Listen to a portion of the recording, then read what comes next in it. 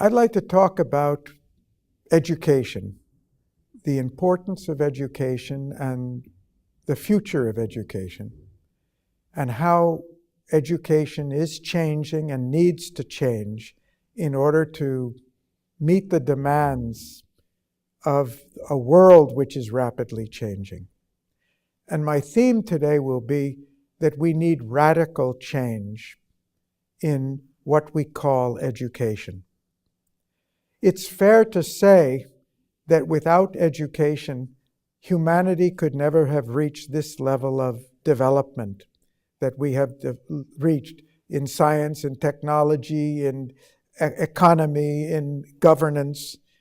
Education is really the thing that has helped us move out of the forest as forest dwellers thousands of years ago and create civilization. One way of thinking about education is it's the system by which human beings gather all the past experience of our forefathers over centuries, millennium.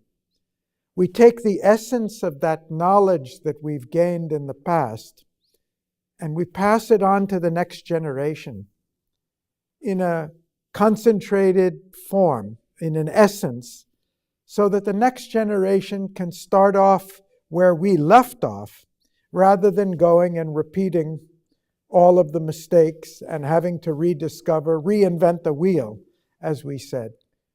It's education that really distinguishes us human beings from all the other species on the planet. But up until recently, our society was changing very slowly. There wasn't that much difference between one generation and another. Life changed slowly. So an educational system that could slowly adapt to those changes was sufficient. That's not true anymore. Today, the whole world is changing so quickly, not only moving quickly, but changing, developing, evolving so quickly, that our system, there's a growing gap between what the next generation needs to know and what it is we're teaching them.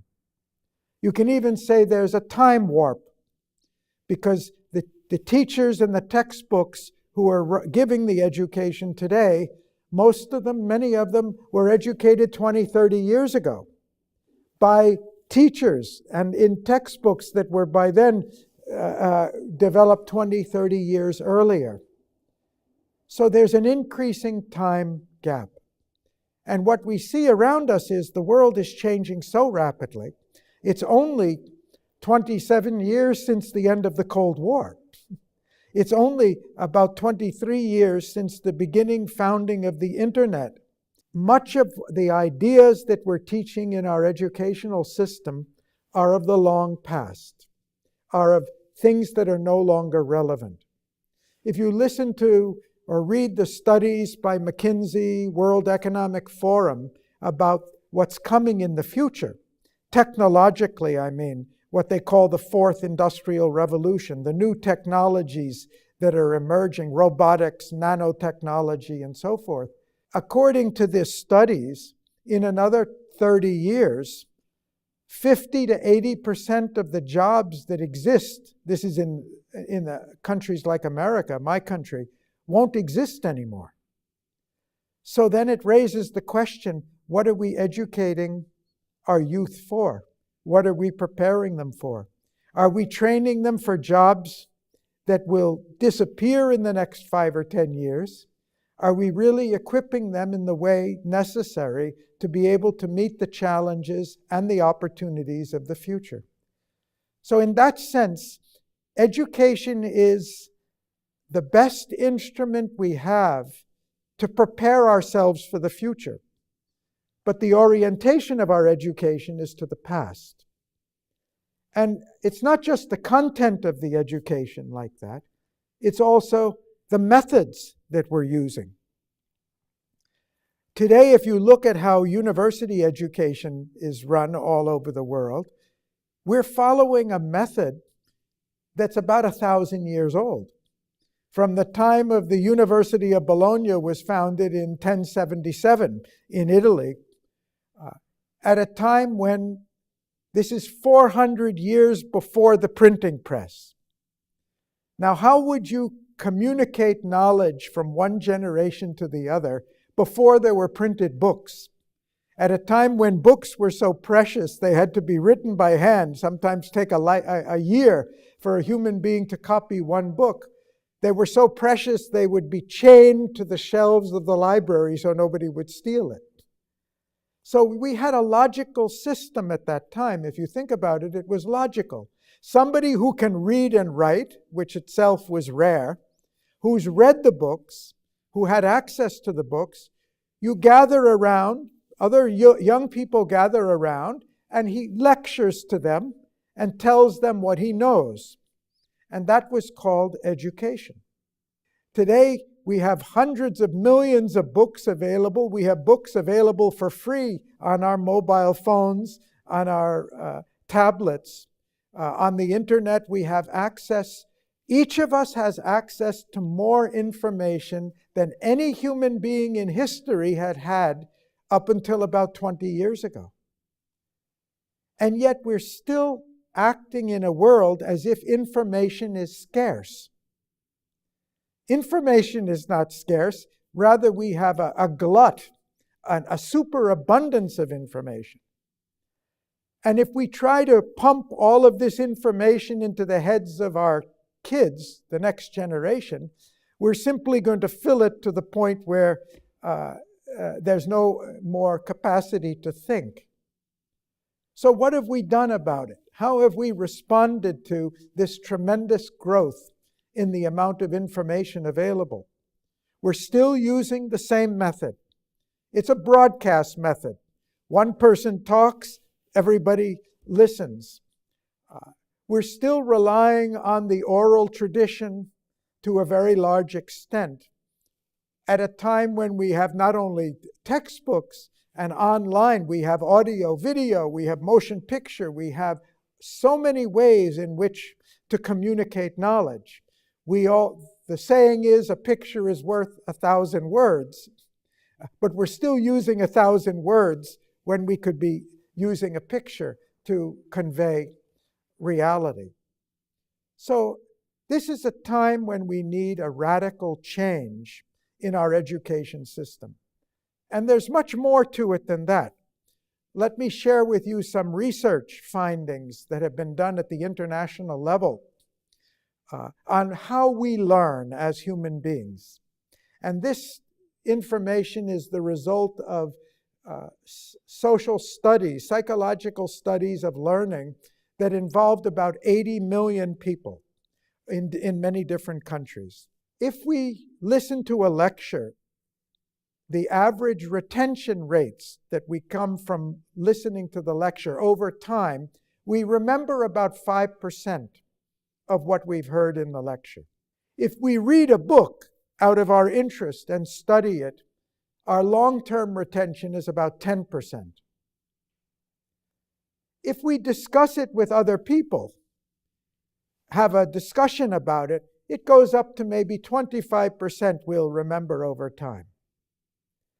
If we practically use that information, I mean we have projects, we do problem solving, we do case studies, we do implementation of so, then our learning goes up to about 50%.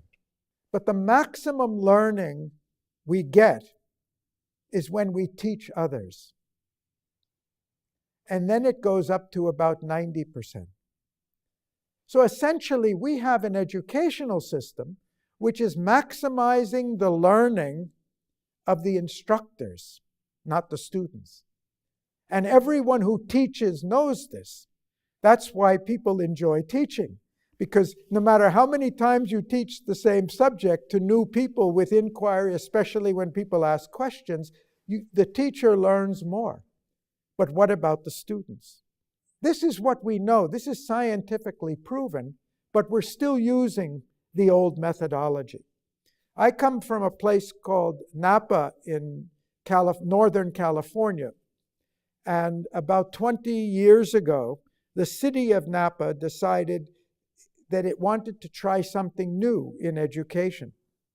So the city called together 20 top companies in the region, this is the northern end of Silicon Valley, and asked the companies, can you advise us how we should change the educational system so that it could be more effective than it is today? And they got many very good practical recommendations from this.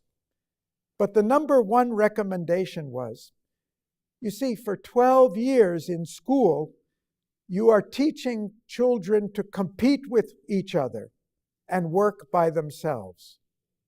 When we hire a student, when we hire a young person into the company, they almost never do anything by themselves. We want them to work in teams and cooperate with each other. We're teaching competition when what we really need is cooperation. And in fact, learning, like any human activity, is a social activity. We learn best when we interact with others. So in Napa, they started a new school called the New Technology High School, and they changed the paradigm. They broke up the students into groups of 4 students, and the teacher became a facilitator. And the students are learning each subject in groups, teaching each other. We call it peer-to-peer learning. And the results were so fantastic that now there are more than 120 school districts in the United States where they're introducing this. They call it the 21st century model of education, where they're trying to completely flip the paradigm around. Now, what is the change that I'm talking about? First of all, it's a change from a passive system where education is about listening to an active system of learning, where the students are going out, learning a subject, and sharing it with each other. It's a shift from a competitive system where the person on my right and my left is competing with me for the highest marks, to a cooperative system in which we're all helping each other. We're all learning together. And each one of, somebody's better in history, somebody in geography, somebody in engineering, somebody in mathematics. And we learn to learn from each other and help each other. And we build social relationships. We build teamwork. So a shift from competition to cooperation. It's a shift from the education coming from somebody else, coming to us going out and seeking the knowledge. And of course, I think most people are familiar now with the way technology is changing education, now that we have the online education, now that it's possible for thousands and thousands of courses are being created by top educators. Imagine how wonderful it would be if every student in the world had access to the best quality teachers in the world on that subject, where it doesn't depend on whether you're lucky to get a good teacher for a particular subject. You can listen and receive instruction from the best teachers in the world. And I don't mean by that just the most knowledgeable teacher, because teaching is not just about knowledge. Teaching is about communicating. Teaching is about relating to each other. Teaching is about awakening the interest, the curiosity, making the student think. Imagine if everybody in the world could have access to that. And we could choose. We could choose from the top 100 teachers teaching geometry or teaching philosophy or English literature or Ukrainian language or whatever it is. And we could have that education in any language that we wanted. Because now with the computer technology, it can be translated. And I'm not saying that that means we should close the schools and do away with the schools. I'm saying that There's still a role for the teacher. We need teachers, but we don't need the teacher to be broadcasting information. We need the teachers to be working with the students to help awaken our curiosity, to help ask us questions, to get us talking and interacting with each other. So the best, most successful learning today in the world is where we can get information by ourselves, but then we interact with each other. We share that information, we exchange it, we discuss it, we apply it. Then we get the best quality instruction, but we also get the opportunity to work with it and think with it ourselves. So these are some of the keys, but there's much more to it. Essentially, what we're talking about is not just a change in the pedagogy in the classroom. We're talking about a whole change in the purpose of the education. Because the purpose of the education up until now has been, there's a certain amount of valuable information which we have to give to the student. Like a vaccine, we want to vaccinate them or pump it into the head until it's full. So you can become an engineer or a chemist, a physicist, or an economist. But now we know that whatever we teach the kids today, in 5 or 10 years, it's going to be out of date. And they're going to have to be learning throughout their whole life. So more important than teaching them and pumping something in is to teach them how to learn. To learn how to learn so they can continue to learn and improve themselves throughout their life. The old paradigm is you go to school for a certain number of years, you become something. You become an engineer, or a doctor, a lawyer, an economist, or whatever it is, and you go on practicing for the rest of your life. But all the research says that's not the future. The most important thing that we need to give our youth is not a particular professional knowledge. The most important thing we need to give them is the capacity to learn and the capacity to act. So I'm talking about a shift, a fundamental shift from education is about the subject to education is about the student. It's not to educate for a subject, it's to educate the person. And that raises another fundamental question. What is it that we should educate the person for? If you talk to top companies in the world, companies like Google, I'm thinking, they will tell you that it's true that they hire very bright people from top universities.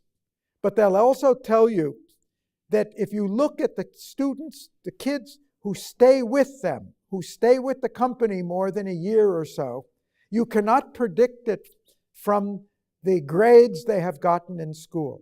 It's not the brightest person who got the best test scores that is a success at Google.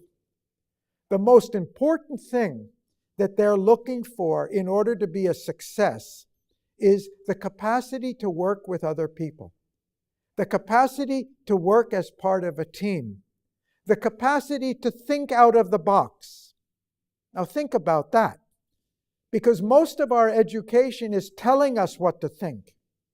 This is what we should know. This is true. This is knowledge. And we're conditioning our kids for 12 years or 16 years or more to learn and memorize what they should know. But the companies know that we don't know what we need to know in the future.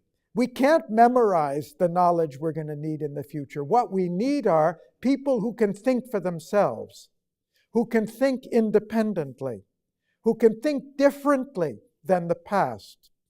I went into Intel Corporation. I'm a business consultant, and I went into Intel Corporation some years ago, and I was asking them about how they're managing rapid change, very rapid change in a fast-growing industry where technology's growing so quickly.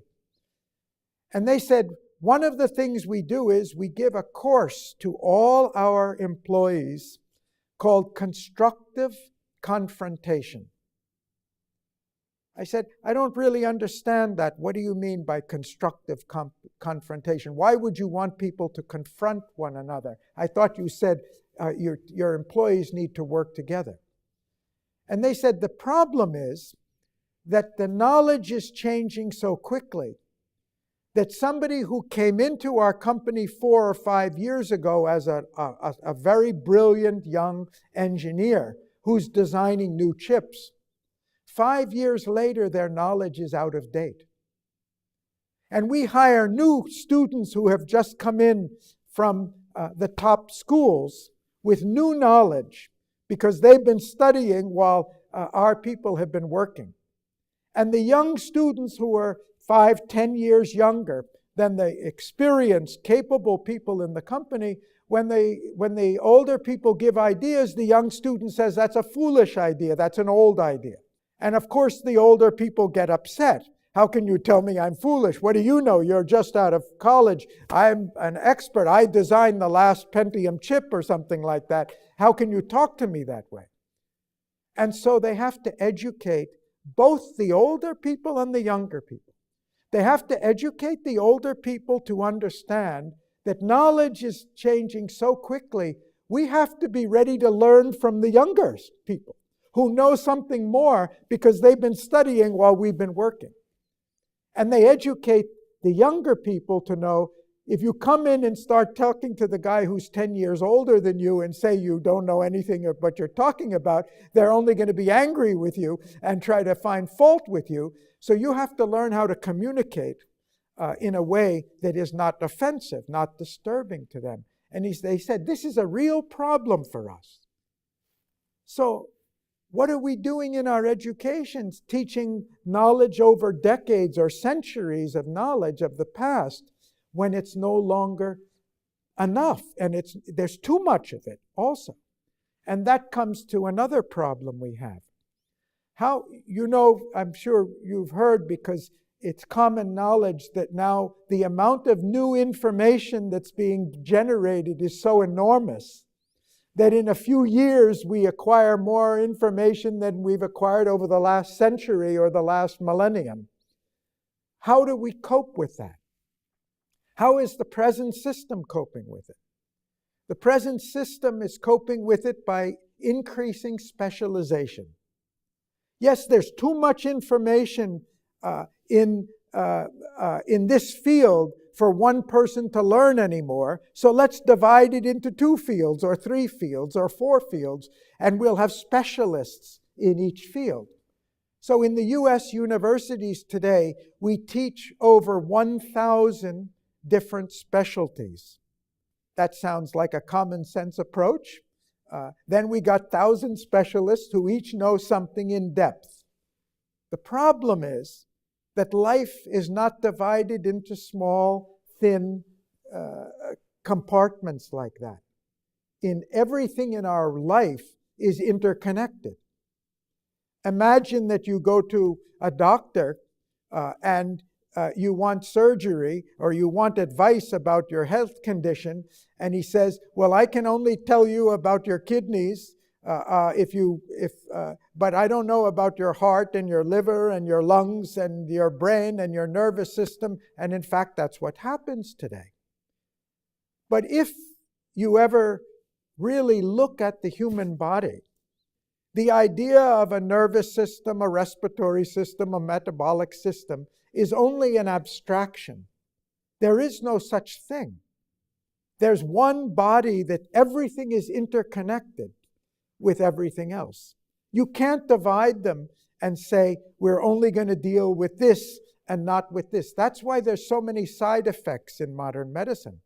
Because when we deal with it as if it's a separate thing and forget the interactions with it. And this is happening in all our fields of knowledge today. Our economic theory forgets that we have problems of ecology, that it's connected to political science, it's connected to psychology. So the more and more we divide reality into small parts, the more and more we not only get knowledge, but we become increasingly ignorant. We have an old proverb, I'm sure it exists in Ukrainian also, we see the tree, but we miss the forest. We see the part, but we miss the whole. And that's what we're doing in our educational system. We're teaching people to be experts in a particular tree and not see the whole forest, not see the whole of interconnectedness of life. And that's why our knowledge is less and less effective in really helping us out. Every time we solve a problem, we create 3 more problems because we miss the fact that everything's interconnected. So we need an educational system that helps us connect things across and not just go down deep like a microscope to look at each subject as a specialization. So that means we need radical change in our educational system.